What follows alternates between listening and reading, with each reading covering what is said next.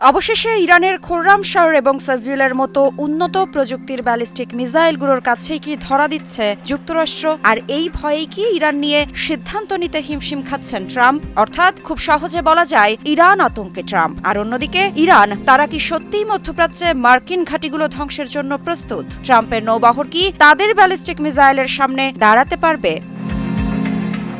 Iran ও যুক্তরাষ্ট্রের মধ্যে ক্রমবর্ধমান উত্তেজনার প্রেক্ষাপটে উপসাগরীয় অঞ্চলে মোতায়েন থাকা মার্কিন সামরিক ঘাঁটিগুলোতে বড় ধরনের হামলার হুঁশিয়ারি দিয়েছে তেহরান। ইরানের পররাষ্ট্রমন্ত্রী আব্বাস আরাকচি এক সতর্ক বার্তায় জানিয়েছেন, আমেরিকা যদি ইরানের ওপর কোনো ধরনের আক্রমণ চালায়, তবে মধ্যপ্রাচ্যে অবস্থিত প্রতিটি মার্কিন ঘাঁটি হবে তাদের ব্যালিস্টিক মিসাইলের লক্ষ্যবস্তু।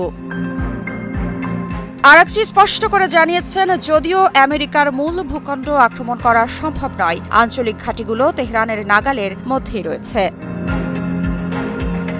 সম্প্রতি মার্কিন প্রেসিডেন্ট ডোনাল্ড ট্রাম্প ইরানের উদ্দেশ্যে আরও একটি শক্তিশালী নৌবহর পাঠানোর ঘোষণা দেওয়ার পর এই পাল্টাপাল্টি হুমকি শুরু হয়। প্রেসিডেন্ট ট্রাম্প এটিকে শান্তি প্রতিষ্ঠার শক্তি হিসেবে দেখালেও তেহরান একে উস্কানি হিসেবে দেখছে।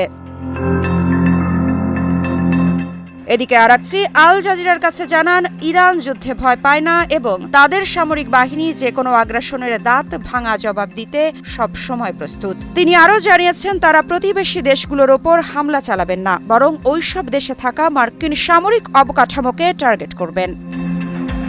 বর্তমানে মাঝারি ও স্বল্প পাল্লার ব্যালিস্টিক মিসাইলের বিশাল ভান্ডার রয়েছে ইরানের কাছে। সামরিক বিশেষজ্ঞদের মতে, আধুনিক আকাশ প্রতিরক্ষা ব্যবস্থা না থাকলেও এই মিসাইল শক্তি ইরানের প্রধান প্রতিরোধ হাতিয়ার।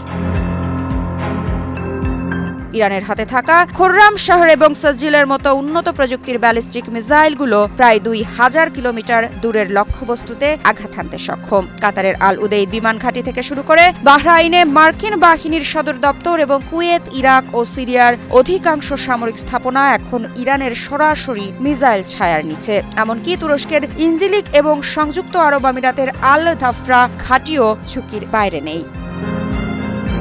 বিশেষজ্ঞদের মতে, ইরানের এই মিসাইল ভান্ডার অনেকটা সুইস আর্মি নাইফের মতো, যা একই সাথে প্রতিরক্ষা ও শত্রু দমন উভয় কাজে ব্যবহার করা হয়। গত বছর ইসরায়েলে প্রায় ৫০০ মিসাইল হামলা চালিয়ে ইরান তাদের সক্ষমতা দেখিয়েছিল। যদিও ক্ষয়ক্ষতির পরিমাণ বেশি ছিল না, তবে পেন্টাগন এই হুমকিকে অত্যন্ত গুরুত্বের সঙ্গে বিবেচনা করছে। পরিস্থিতি মোকাবিলায় পেন্টাগন ইতোমধ্যে মধ্যপ্রাচ্যে থার্ড ও প্যাট্রিয়ট মিসাইল প্রতিরক্ষা ব্যবস্থা জোরদার করেছে। জর্ডান, কুয়েত এবং সৌদি আরবের মতো মিত্র দেশগুলোতে বাড়তি প্রতিরক্ষা সরঞ্জাম পাঠানো হয়েছে। মার্কিন কর্মকর্তারা বলছেন, বড় ধরনের যুদ্ধ এড়াতে এবং সেনাদের নিরাপত্তা নিশ্চিত করতে এই সতর্কতা নেওয়া হয়েছে।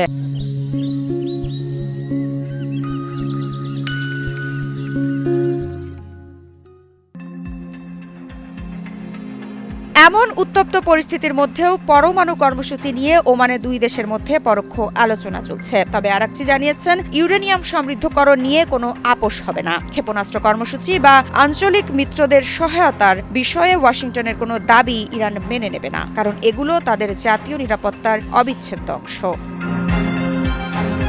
সামগ্রিকভাবে পারস্য উপসাগরীয় অঞ্চলে মার্কিন সামরিক উপস্থিতি এবং ইরানের ক্ষেপণাস্ত্র শক্তি এখন মুখোমুখি অবস্থানে রয়েছে। একদিকে ট্রাম্পের কঠোর সামরিক বার্তা, অন্যদিকে ইরানের ট্রিগারে আঙুল রাখার হুঁশিয়ারি পুরো মধ্যপ্রাচ্যকে গভীর অনিশ্চয়তার দিকে ঠেলে দিয়েছে। আলোচনার মাধ্যমে সমাধান না এলে এই অস্থিরতা যে কোনো সময় বড় আঞ্চলিক সংঘাতে রূপ নিতে পারে বলে আশঙ্কা করছেন বিশ্লেষকরা। মৃত্তিকা সিনহা বিশ্বাস, নিউজ 24।